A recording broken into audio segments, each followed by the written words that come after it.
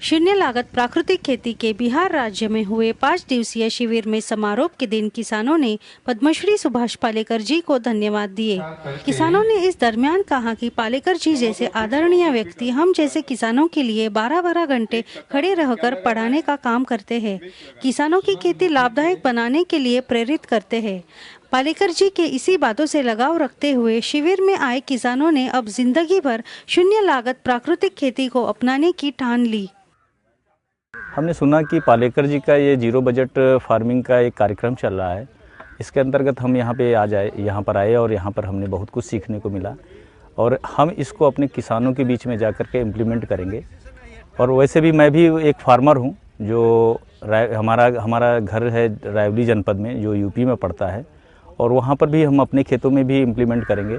हमने जैविक किया था, रासायनिक खेती तो जो होती ही है। रासायनिक खेती को हमने काफ़ी छुड़वा दिया है और हमने भी छोड़ दिया है, लेकिन जैविक में हम फंस गए थे। अभी पालेकर जी से जानकारी हुई कि जो है रासायनिक खेती के अलावा जैविक खेती और घातक है, तो इसको भी हम कम करके नई तकनीकी जो पालेकर जी ने ईजाद किया है।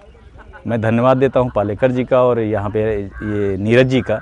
शून्य लागत प्राकृतिक खेती को हम लोग महाअभियान के रूप में लिया है और इसमें खेती जो हम लोग कर रहे हैं वो अभी पूरी खेत में तो नहीं कर रहे हैं, लेकिन शुरुआत किए हुए हैं। कुछ अपने लिए मतलब कि उत्पादन कर रहे हैं और उसमें घर से सारी सामग्री को ले आकर के खाद बनाना है, बीज बनाना है, कीटनाशी बनाना है और खेती करना है, जिससे स्वादिष्ट और पौष्टिक मतलब कि आहार प्राप्त होती है।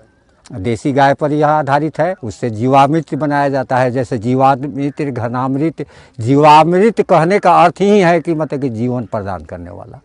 तो अपने साथ मतलब कि सभी जीवों का, प्रकृति में जितने जीवों का है, इससे प्रकृति पर कोई क्षति नहीं होती है। प्रकृति इससे मतलब कि हमारी जो बर्बाद हो रही है, प्रकृति भी खुश है और ज़मीन भी हमारी जो मर रही थी वह ज़मीन भी मतलब कि वापस हो रही है और इससे कोई किसी तरह का किसी को कोई हानि नहीं है, तो इसका कोई दुष्परिणाम नहीं है। तथाकथित वैज्ञानिकों ने हमें समझाया था कि हरित क्रांति के द्वारा अब हम आत्मनिर्भर हो गए हैं और इन रासायनिक पदार्थों को इस्तेमाल करके अधिक से अधिक पैदावार ले सकते हैं।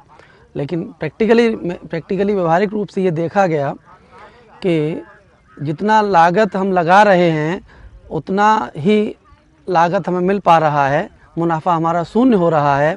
उसके साथ ही इन रासायनिक पदार्थों से धीरे धीरे भूमि की उर्वरा शक्ति भी समाप्त हो रही है। जो एक खजाना होता है उर्वरा शक्ति, जिसमें हम हर तरह की फसल लेकर मनमाना मुनाफा कमा सकते हैं, जब वही शून्य हो जाएगा तो फिर हम आगे कृषि कैसे कर पाएंगे। इस भावना से प्रेरित होकर मैंने पिछले वर्ष सुभाष पालेकर जी के बारे में सुना और उनके बारे में सुनकर उनको यूट्यूब पर देखा। यूट्यूब पर देखने के बाद मुझे ये मौका मिला, यहाँ आने का सुअवसर मिला। हम लोग यहाँ तक सीख पाए हैं कि आध्यात्मिक कृषि, शून्य लागत कृषि क्या है और इसके माध्यम से हम किस तरह से अपना जीवन स्तर सुधार सकते हैं, साथ ही साथ गांव और आसपास के लोगों को एक नई दिशा दे सकते हैं। हम खुद जहर उगा रहे हैं, जहर खा रहे हैं और जो एक्स्ट्रा उपजाते हैं वो दूसरों को भी जहर बांट रहे हैं।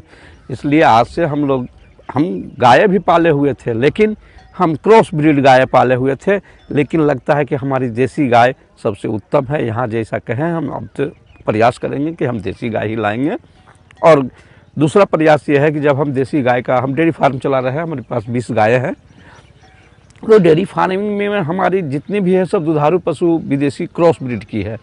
तो अगर देसी गाय की रहती तो हमारे यहाँ तो अमृत का धारा बहता। जिस तरह से गौमूत्र और गोबर से खेती करना है, उस तरह से हम लोग अगर करेंगे, निश्चय है करेंगे। मेरा अभी फ़िलहाल डेयरी चल रहा है और मैं खेती में काफ़ी इंटरेस्टेड था। तो अभी जैसे केमिकल खेती के बारे में काफ़ी लोगों से सुना कि हेल्थ पे काफ़ी बुरा प्रभाव पड़ता है और आजकल हम लोग देख ही रहे हैं जितने भी बीमारी हो रही है वो केमिकल वाले जो खाना आता है, यूरिया जिसमें रहता है, पेस्टिसाइड रहता है, उसी के कारण होता है।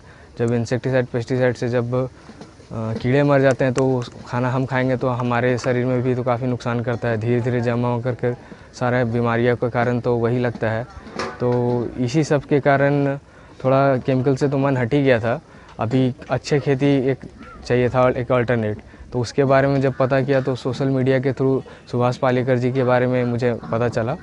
तो फिर इसीलिए मैं सोचा कि इनका पूरा वीडियो वगैरह देखता हूँ, तो उसी से पता चला। तो जब बिहार में आया तो सोचा इनका प्रोग्राम अच्छे से अटेंड करूँ।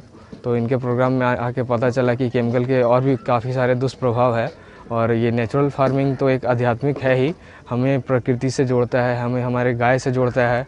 तो ये करके एक मन को शांति भी मिलता है, प्लस हम केमिकल वाले से थोड़ा दूर भी जाते हैं, अपना भी हेल्थ सुधारते हैं, और प्लस समाज को जो हम दे रहे हैं वो भी काफ़ी अच्छा हम दे रहे हैं।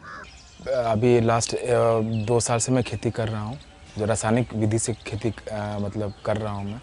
उसमें दिक्कतें ये आती हैं कि उसमें कीड़ों का प्रकोप बहुत ज़्यादा होता है, और दूसरी चीज़ काफ़ी महंगी भी है वो, और जो प्रोडक्ट निकल के आता है वो प्रोडक्ट की क्वालिटी भी उतनी अच्छी नहीं है। अभी 2 दिन से मैं सुभाष पालेकर जी के शिविर में आया हूँ, और यहाँ 2 दिन में काफ़ी कुछ हमें सीखने को मिला है। यहाँ पे 0 बजट खेती करने के बाद मुनाफा काफ़ी ज़्यादा होगा, और हमें गुणवत्ता भी काफ़ी इसकी काफ़ी अच्छी रहेगी। पहली बार देखने को मिला कि 0 बजट में भी खेती होती थी। इसके पहले सुना था रासायनिक खेती हानिकारक है, जैविक खेती अच्छी है। तो आज तक मैं यही सोचता था कि हाँ, जैविक खेती बहुत अच्छी है, परंतु यहाँ आने के बाद पहली बार पता चला कि जैविक भी कुछ पर्यावरण के लिए हानिकारक है। जैविक से भी और अच्छी शून्य लागत वाली प्राकृतिक खेती होती है, ये सब पहली बार देखने को मिला। यहाँ जो सीखने को मिला, इसके बाद में जा कर के जैसे एमपी की 2 एकड़ खेती है, पहले तो उसी 2 एकड़ खेती को डेवलप करके और ये करने की पूरी कोशिश करेंगे कि चलो किया जाए, क्योंकि हमारे यहाँ वैसे ही कपास लगाते हैं, कापूस। तो कापूस में तो एकदम इतना ज़्यादा फर्टिलाइज़र यूज करते हैं, बहुत ज़्यादा रासायनिक खादों का उपयोग होता है। मतलब शुरू से जब छोटा सा पौधा रहता है तब से लेकर वो कपास निकलते तक के इतना अधिक कीटनाशकों का स्प्रे होता है, बहुत ज़्यादा होता है। तो वो भी कम हो सकता है इस खेती के ज़रिए, ये पहली बार पता चला, और एक अच्छा लगा कि प्राकृतिक खेती 0 बजट की होती है, और इसको हम फॉलो करेंगे। केमिकल फर्टिलाइज़र्स तो ऐसे ही पता होता है हमें कि ये स्वास्थ्य के लिए ठीक नहीं है, ख़राब है। तो जैविक खेती के बारे में भी सोच रहा था, लेकिन यहाँ सुभाष पालेकर जी के शिविर में आने के बाद इसके भी दुष्प्रभावों के बारे में पता चला। तो जैविक खेती भी अच्छी नहीं है, ख़तरनाक है। जैसे कि उसमें बताते हैं कि लेड और कैडमियम जैसे रसायन उसमें आते हैं हमारे अनाजों में, अगर उस तरह से भी खेती करते हैं तो। पर यहाँ 0 बजट फार्मिंग के बारे में जानने के बाद बहुत ही ज़्यादा अच्छा महसूस हो रहा है। ऐसा लग रहा है कि खेती हाँ किया जा सकता है। और यहाँ पे बताया गया कि एक गाय के मदद से आप 30 एकड़ तक की खेती कर सकते हैं। तो ये बहुत ही ऐसा है कि आपको ये कॉन्फिडेंस देता है कि नहीं, आप कर सकते हैं अच्छे तरीके से। और मेरा अभी अगला कदम यही होगा कि मैं जब घर जाऊं, मेरी खुद की खेती 10 एकड़ की है। अभी तक हम उसे पट्टे पे दे देते थे लोगों को खेती करने के लिए, क्योंकि सभी लोग पढ़ाई लिखाई के लिए बाहर ही रहते थे।